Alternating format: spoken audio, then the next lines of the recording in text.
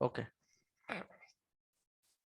JavaScript engine जो है या जावास्क्रिप्ट ब्राउजर का इंजन कह सकते हैं या नोड जेएस का इंजन, जावास्क्रिप्ट इंटरनली कोड को रन करने के लिए कंपाइलर एंड इंटरप्रेटर का यूज करता है, जो कि ये सारी चीजें होती है जावास्क्रिप्ट के इंजन के अंदर, और वो इंजन का नाम है V8, जो कि गूगल क्रोम में इस्तेमाल किया जाता है। एंड नोड जेएस में भी यही इंजन जो है इस्तेमाल किया जाता है, जो हम लोग रन कर रहे हैं इस कोड के अंदर, तो उसे V8 इंजन हम लोग कह सकते हैं। अलग अलग ब्राउजर में अलग अलग तरह के इंजन अवेलेबल है, और ये इंटरनली काम क्या करता है, इंजन जो है बेसिकली प्रोग्राम के अंदर जितने भी ऑल वेरिएबल एंड फंक्शंस जितने भी होते हैं उसको क्रिएट कर देता है। सबसे पहले कोड को रीड करने से पहले जितने भी फंक्शन या वेरिएबल है उसे एक जगह पे क्रिएट करता है। पहला फेज होता है क्रिएशन फेज। मैं यहाँ पे आगे हम लोग बहुत डीप में जाने वाले हैं इसके बारे में। जेएस इंजन के पहला फेज होता है क्रिएशन फेज, और दूसरा जो फेज होता है एग्जीक्यूशन वाला, जो या एग्जीक्यूशन फेज हम लोग एज ऑफ नाउ कह सकते हैं। इसे बाद में हम लोग स्कोप्स के बारे में समझ लेंगे। जितने भी वेरिएबल है, फंक्शंस है, ऑब्जेक्ट है, उसे वो जो पहले ही स्टेप्स में ले आता है। जैसे कि मान लो, लेट्स सी, पहला जितने भी फंक्शन के अंदर या बाहर या कहीं पे भी आपके वेरिएबल्स हो, वो टॉप पे लेके आ जाता है शुरुआत में ही। All variable, all variable and functions जो भी कुछ हो या ऑब्जेक्ट हो, सबको पहले लेके आ जाता है। तो बेसिकली जब ये कोड एग्जीक्यूट होना स्टार्ट कर देता है या रन होना स्टार्ट हो जाता है, तो क्या होता है कि वो जितने भी वेरिएबल्स या फंक्शंस है वो अवेलेबल होते हैं कहीं पे भी। आज का सबसे पहला जो कंसेप्ट है हमारा, वो कंसेप्ट है होस्टिंग के बारे में। और मैंने आप लोगों को बैकग्राउंड कॉन्टेक्स्ट दिया, इसका मकसद भी यही था कि आप लोगों को होस्टिंग सबसे अच्छा समझ में आ जाए। होस्टिंग, इसका मतलब ये होता है before definition, definition we use variable और function। फॉर एग्जाम्पल मैंने यहाँ पे console.log या कुछ भी, जैसे कि फन, क्या मैंने यहाँ पे फंक्शन बनाया है अभी as of now? No sir. No. तो डिफाइन करने से पहले ही मैंने इसे इस्तेमाल किया, उसके बाद अगर मैं डिफाइन कर रहा हूं, देखो function fun console.log, hey hi I am fun। तो इसका जो है, ये जो जावास्क्रिप्ट में ही ये हो सकता है, क्यों बाकी के प्रोग्रामिंग लैंग्वेज में अगर आप लाइन नंबर 13 पे हमने फंक्शन को कॉल किया है, और फंक्शन डिफाइन कौन सी लाइन पे किया है? 16 से 19। 16 to तो 19। जब कभी हम लोग फंक्शन को डिफाइन करने से पहले ही इस्तेमाल करते हैं, तो उसे हम लोग कह सकते हैं, इसे होस्टिंग कहा जाता है। अभी टेक्निकल टर्म में हम लोग इसे लिखेंगे, ये तो हमने नॉर्मल जनरल वर्ड में लिखा है, तो मैं यहाँ पे लिख देता हूँ टेक्निकल टर्म में। Variable and functions internally moved to top of the its scope। यानी कि जो भी वेरिएबल हो उसका स्कोप लोकल हो या फंक्शन हो या ग्लोबल हो, वो हमेशा टॉप पे लेके जाता है।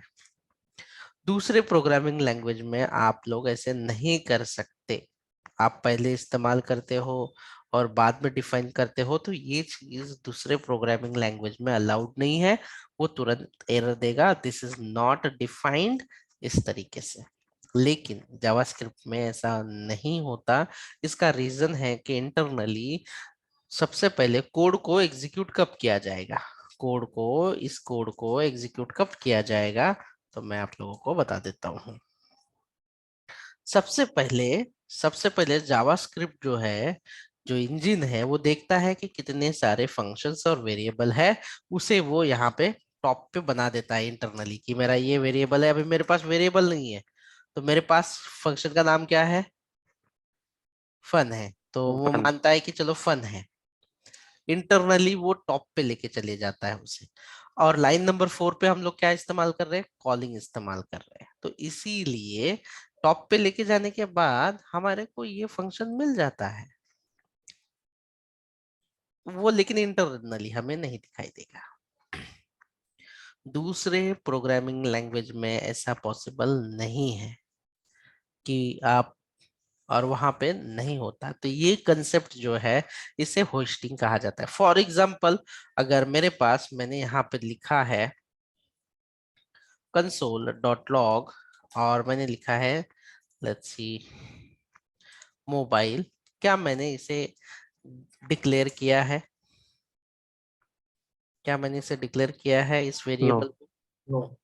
मैंने यूज कर रहा हूं, मैं यहाँ पे लेता हूँ मोबाइल, लेट्स सी मोबाइल के अंदर मैंने कुछ वैल्यू भरी है क्या?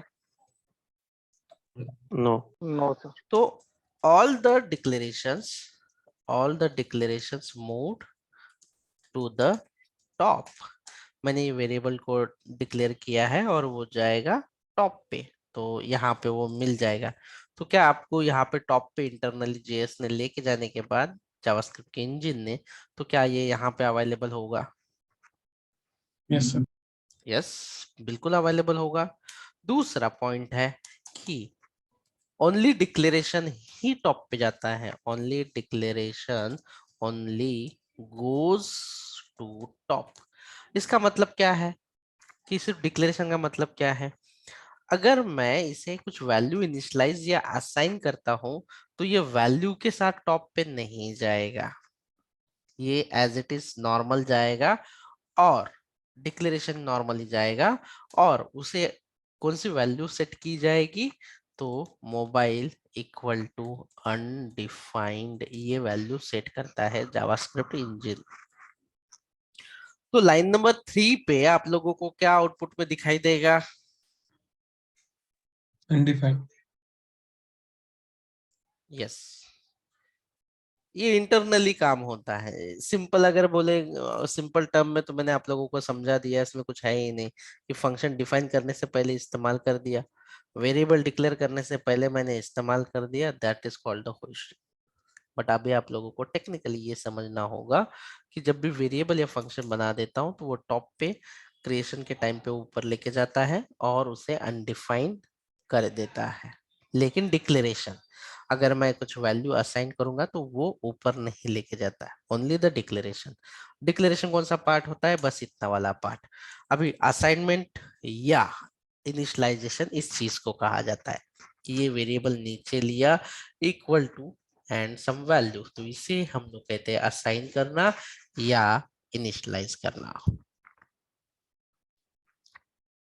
तो इसे वो टॉप पे नहीं लेके जाता, इसीलिए ये वेरिएबल की वैल्यू जो है वो क्या आएगी, अनडिफाइंड आएगा। हाँ, लेकिन मिलेगा वो, लेकिन कौन से सिनेरियो में, वैर वाले सिनेरियो में, याद रखना।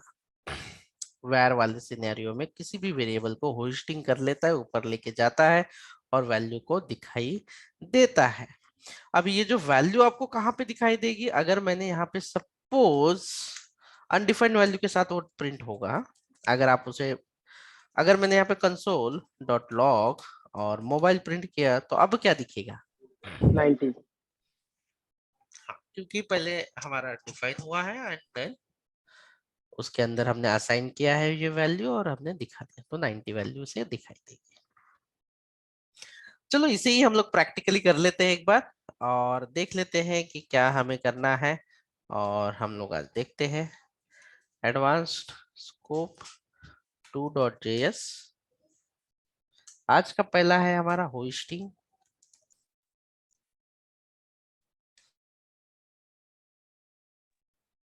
आज का पहला है होस्टिंग, और मैं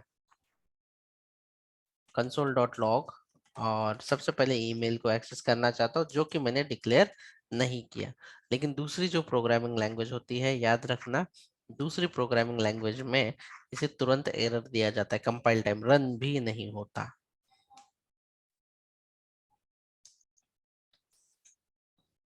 लेकिन यहाँ पे आपको क्या आउटपुट आता है देख लेना। गलत वाला फंक्शन रन हुआ। नोड, देखो इसने क्या कहा, Email is not defined. हाँ, ईमेल इज नॉट डिफाइंड। आपको क्या बोल रहे हो यहाँ पे कि यूज तो किया है बट अवेलेबल भी है वो चीज, बट हम लोग उसे डिफाइन नहीं कर रहे कहीं पे। तो डिफाइन कैसे करेंगे हम लोग, जैसे कि यहाँ पे मैं आया, वेर अगेन एक सिनेरियो, ईमेल, ईमेल, इसे सेव कर लेते हैं। और ये होस्टिंग के थ्रू तो चला जाएगा, नॉट अवेलेबल तो नहीं बोलेगा ये। cd इवनिंग नोड, देखो मैंने वैर लिया और उसे ईमेल किया। पहले जब मैंने किया तो वो चला नहीं क्योंकि मैंने उसे डिक्लेयर किया ही नहीं था। लेकिन अभी मैंने डिक्लेयर कर लिया है, यहाँ पे मैंने डिक्लेयर किया है, फिर भी ये इस्तेमाल हो रहा है। इसका रीजन क्या है, इसका रीजन Hoisting. क्या है, क्योंकि ये टॉप पे चल जाता है और उसे अनडिफाइंड सेट होता है, इसलिए आपका आउटपुट पे अनडिफाइंड हो रहा है। सिर्फ डिक्लेरेशन ही टॉप पे चला जा सकता है। 90 की वैल्यू दिखाई दे रही है कि आपको वहां पे, नहीं, No, sir. नो, तो इसका मतलब है कि डिक्लेरेशन ही सिर्फ टॉप पे चला जाएगा, जिसे डिफॉल्ट वैल्यू सेट होती है अनडिफाइंड। console.log, और मैं इसे ईमेल को प्रिंट करके दिखा देता हूं जो आपको दिखाई देगा। इतनी ही कंसेप्ट है होस्टिंग की, कि आप जो है, इससे फायदा क्या होगा, anywhere, anywhere developer, developer developer can declare variable in program any locations. लेकिन ये गुड थिंग नहीं है, डेवलपर को हमेशा टॉप पे ही सारे वेरिएबल डिक्लेयर करना चाहिए। ये वैर के लिए है।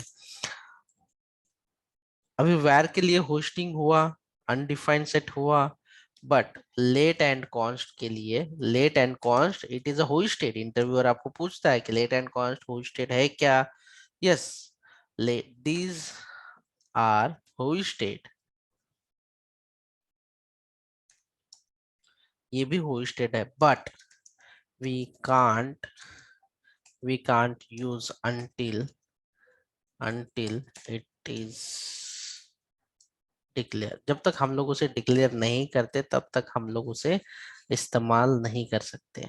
मतलब कि डिक्लेरेशन के बाद ही आपको इस्तेमाल करना है, और इनिशियलाइजेशन करना है, और फिर इस्तेमाल करो। यानी कि आप सीक्वेंस इन दोनों में नहीं कर सकते। जैसे कि अगर मैं इसे लेट ले रहा हूँ, यहाँ पे ये होस्टेड होंगे, बट बिना डिक्लेरेशन के हम उसे इस्तेमाल नहीं कर सकते। ऊपर मेरा इस्तेमाल नहीं हुआ है, मैं इसे ऊपर की तरफ नहीं है शायद। क्या लगता है आप लोगों को क्या देगा रूल के हिसाब से? पहले अनडिफाइंड Undefined 90. देखो रूल ये बोल रहा है लेट एंड कॉन्स्ट के लिए these are hoisted but we can't use until it is a declare। हम लोग डिक्लेरेशन के पहले उसे इस्तेमाल नहीं कर सकते। मैं जो मीन्स ईमेल फक्त इस्तेमाल, 90 90 फक्त 90. आउटपुट मध्ये. तो मैं कहा लाइन नंबर कहाँ पे इस्तेमाल कर रहा हूँ, 5 पे 5 पे, और मैंने डिक्लेरेशन कहाँ किया है, 7 पे, 7.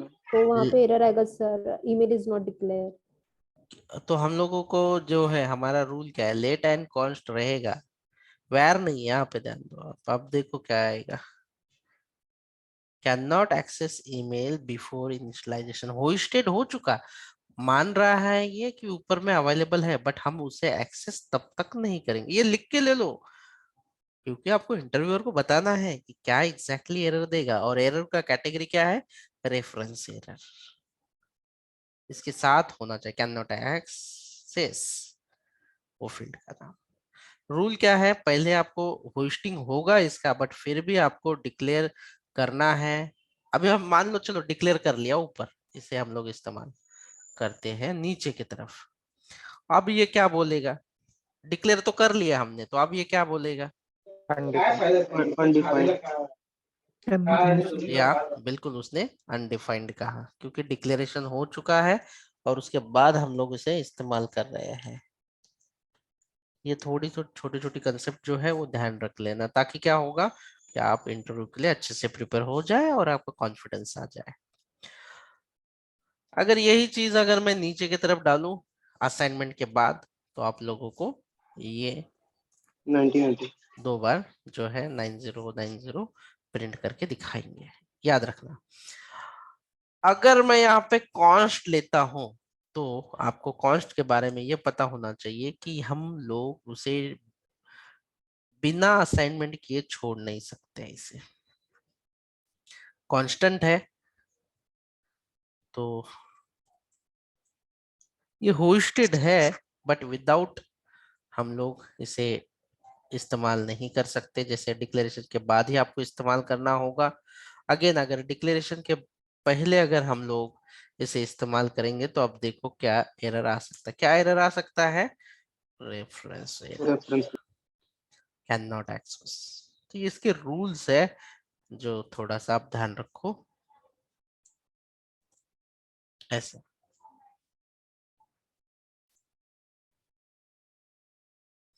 असाइनमेंट टू कांस्टेंट वेरिएबल मैंने यहाँ पे अभी देखो बाद में भी इस्तेमाल किया, लेकिन वापस से उसने एरर दिया, type error, assignment to the constant variable. इसका क्या मतलब हुआ, बोला आपण त्याला रीइनिशियलाइज नाही करू शकत. और इसे रीडिफाइन या रीइनिशियलाइज नहीं कर सकते। कौन से टाइप को, कॉन्स्ट को आप Const रीडिफाइन नहीं कर सकते। तो ये तो बेसिक स्कोप में ही था। वापस से मुझे बताओ कि होस्टिंग का मतलब क्या है। वेरिएबल और function move to the its scope, move to the move to the its scope at the top। अभी एट द टॉप का मतलब मुझे समझाना है आप लोगों को कि टॉप मतलब कहाँ पे। जैसे कि मैंने यहाँ पे फंक्शन फन किया है, ये आपको मिसकंसेप्शन हो सकता है, इसलिए हम लोग लेते हैं। जैसे कि यहाँ पे लेट ले लिया के की वैल्यू और कंसोल डॉट लॉग और के, तो लेट जो है इसका स्कोप क्या है, ब्लॉक लेवल. ब्लॉक लेवल है। तो क्या होता है ना, आप कहीं पे भी ले लो, जैसे कि बहुत सारी लाइन ले लो, कंसोल डॉट प्रिंट या कंसोल डॉट लॉग, कितना भी कोड लिखो आप, ठीक है। ऐसे मानो अभी हमारे पास कोड नहीं है ज्यादा, कंसोल डॉट लॉग, ठीक है। आप कहीं पे भी इसे डिक्लेयर करोगे तो वो कहाँ पे लेके आएगा, इसका इसका ब्लॉक का जो टॉप है, तो यहाँ पे लेके आ जाएगा, क्योंकि ये इसके ब्लॉक का टॉप है, तो यहाँ पे लेके आ जाएगा। कोई भी लाइन पे हो, जैसे कि आप लाइन नंबर 13 पे भी डिक्लेयर किया, तो इसका डिक्लेरेशन यहाँ पे लेके आ जाएगा टॉप पे, ना कि ये बाहर आएगा यहाँ पे। नो, ग्लोबल नहीं बनेगा। हाँ, अगर इसी चीज को, ये लेट को अगर मैं वैर करूं, तो वैर का स्कोप क्या होता है, ग्लोबल. फंक्शन मान लेते हैं हम लोग, क्योंकि उसका फंक्शन स्कोप कहते हैं, क्योंकि हमने एक ब्लॉक के अंदर इस्तेमाल किया।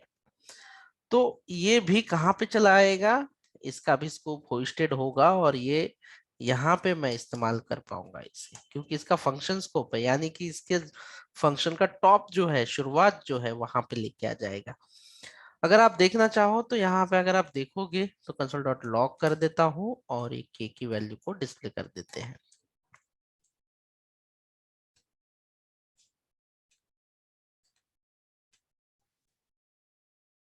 CD इवनिंग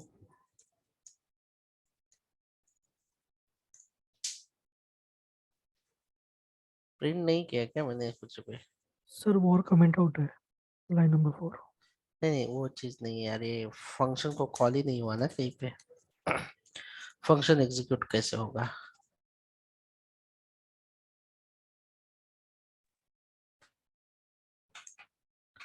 देखो 2 टाइम 10 आ गया है ये।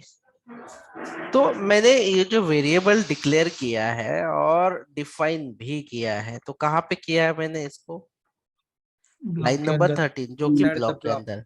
मैंने आप लोगों को पहले बताया वैर जो है ये फंक्शन लेवल स्कोप होता है, यानी कि वो बाहर आएगा यहाँ पे। ठीक है, अभी तो आप बोलोगे कि सर ये असाइनमेंट ही आना चाहिए था। जी हाँ, आपकी बात सही है कि ये जो असाइनमेंट ही टॉप पे चल के आएगा और इसका डिफॉल्ट जो रहेगा ये अनडिफाइंड रहेगा। लेकिन इनिशियली जब ये शुरुआत में ये अनडिफाइंड रहेगा, लेकिन जैसे जैसे एग्जीक्यूट करेगा, ये एग्जीक्यूट किया इसने, इसको क्या मिला? के की वैल्यू मिली। के की वैल्यू अभी अनडिफाइंड है तो ये अनडिफाइंड प्रिंट करेगा, लेकिन उसके बाद मैंने के की वैल्यू को कुछ तो असाइन किया, और जब मैं यहाँ पे इसे इस्तेमाल करूंगा तो उसमें वैल्यू भर चुकी है, क्योंकि ये लाइन से पहले मेरा ये वाला कोड जो है एक्सेसिबल होगा।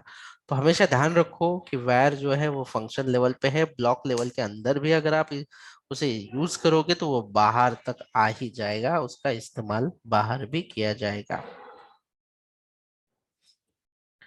तो ये स्कोप्स है जो आप लोगों को ध्यान रखना है। अगर मैं ये वैर को अगर बाहर की तरफ डिक्लेयर कर लेता हूं तो ये जो है ये आपका ग्लोबल वेरिएबल है जो कहीं पे भी इस्तेमाल किया जा सकता है। तर आता वेअरच्या जागी लेट घेतलं तर आपण कसं? कुठे इथे याच्यामध्ये का?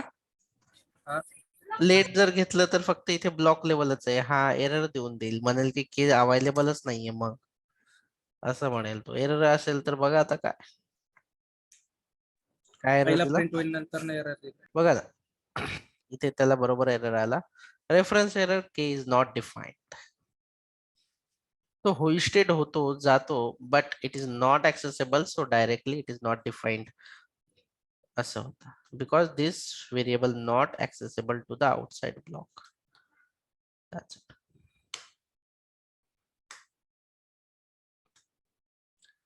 तो ये था होइस्टिंग। सिंपल मतलब है कि जब भी कोई भी वेरिएबल हो वो टॉप पे चले जाता है और हम लोग उसे एक्सेस कर सकते हैं टॉप पे, लेकिन किसके?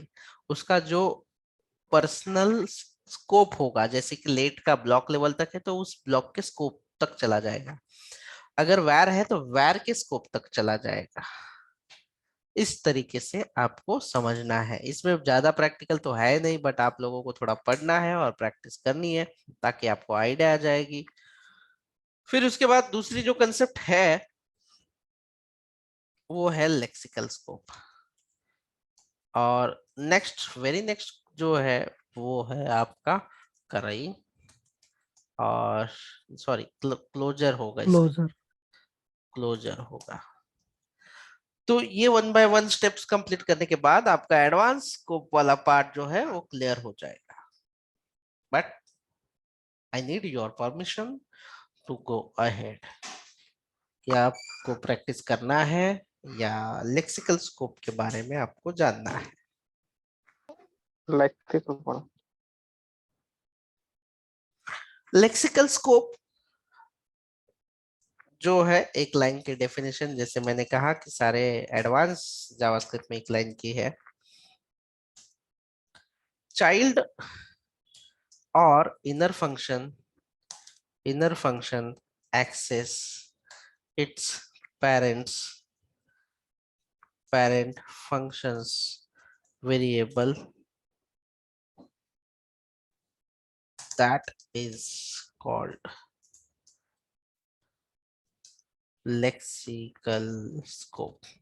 यानी कि मेरे पास फंक्शन है फन, और इसके अंदर और एक फंक्शन है जिसे हम लोग नेस्टेड फंक्शन कहते हैं। फंक्शन के अंदर और एक फंक्शन होगा तो हम लोग इसे नेस्टेड फंक्शन कहते हैं। फन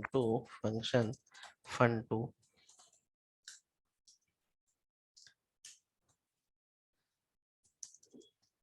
लेट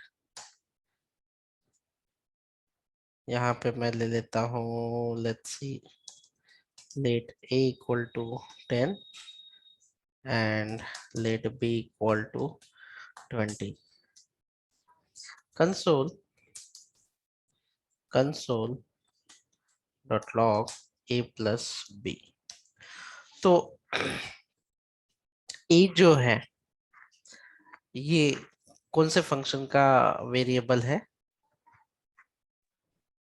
फन का। फन का फन का। और हम लोग कौन से फंक्शन में एक्सेस कर रहे हैं? फन टू बाहर वाला जो फंक्शन है, मेन फंक्शन, जिसे पेरेंट फंक्शन कहते हैं, और उसके अंदर हमने जो दूसरा दिया इसे हम लोग चाइल्ड फंक्शन कहते हैं। तो चाइल्ड फंक्शन जो है, अगर मान लो मैंने यहाँ पे सी वेरिएबल यहाँ पे लिखा है, लेकिन वो सबसे पहले ढूंढेगा कि क्या सी वेरिएबल fun2 में है, नहीं है, फिर जाएगा ऊपर चले जाएगा, क्या फन में है, फिर उसके ऊपर चला जाएगा, क्या सी अवेलेबल है। क्या आपको कहीं पे भी सी अवेलेबल मिला है वेरिएबल का? नहीं सर। तो अनडिफाइंड देगा। तो ये जो step by step bottom to top search करते हुए जाता है कि क्या इसके पेरेंट में अवेलेबल है, क्या सुपर पेरेंट में अवेलेबल है। अगर नहीं है तो ठीक है, अगर है तो उसे वो पिक कर लेगा। तो इसी चीज को कहा जाता है lexical scope.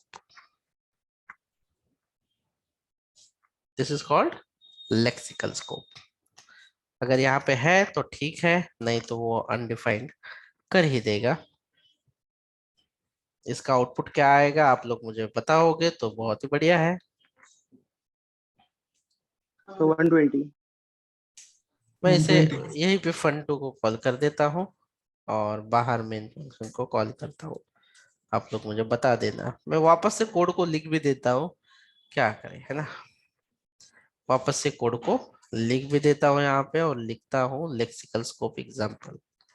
Lexical scope example, जैसे कि फंक्शन फन, फंक्शन fun2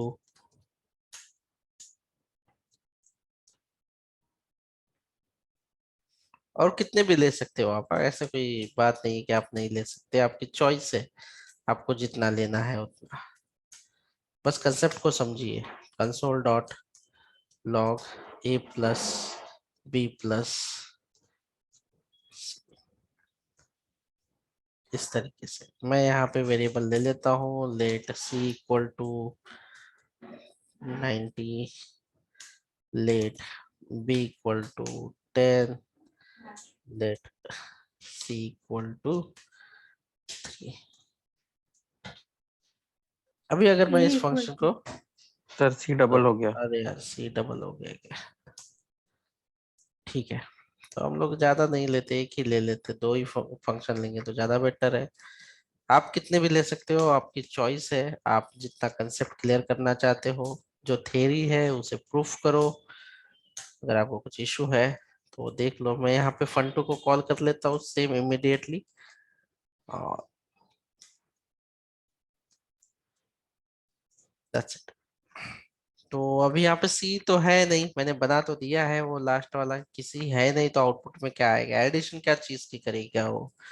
तो बहुत लोगों ने आंसर दिया है, अभी भी आप लोगों को एक चांस देता हूँ कि बताओ आंसर क्या आएगा। Undefined Undefined. Sir. सेव करता हूँ। क्या लगता है आपको? Undefined C is undefined. क्या एरर आया? Reference error, c is not a defined. अगर डिफाइंड नहीं है तो हम लोग उसके साथ ऑपरेशन कर सकते हैं क्या? नहीं, तो वो तुरंत बोल देगा अनडिफाइंड।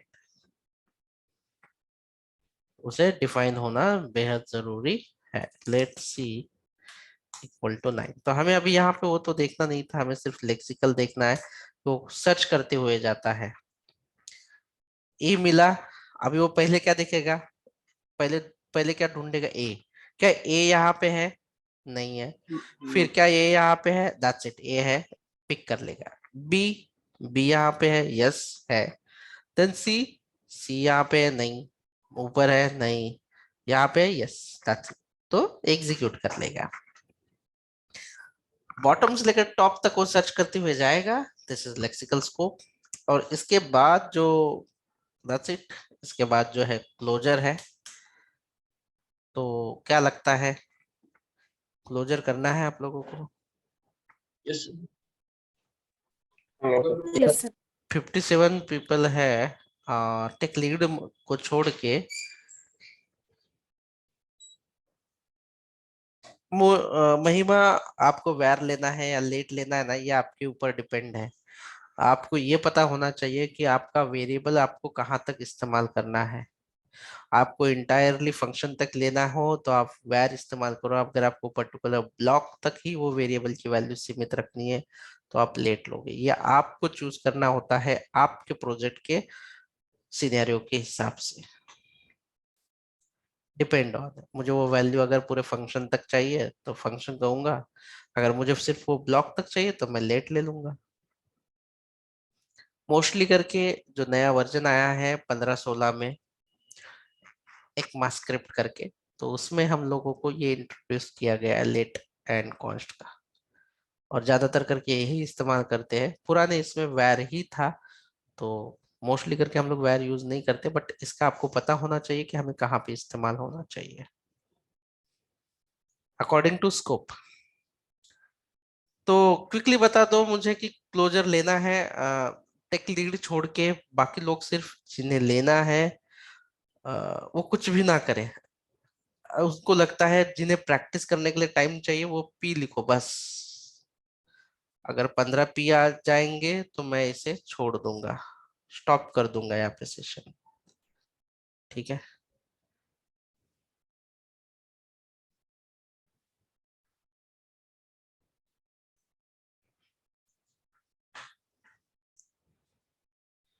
क्योंकि टेक लीड आप लोगों का कल मैं बैक टू बैक 2 सेशन लेने वाला हूँ, जिसके अंदर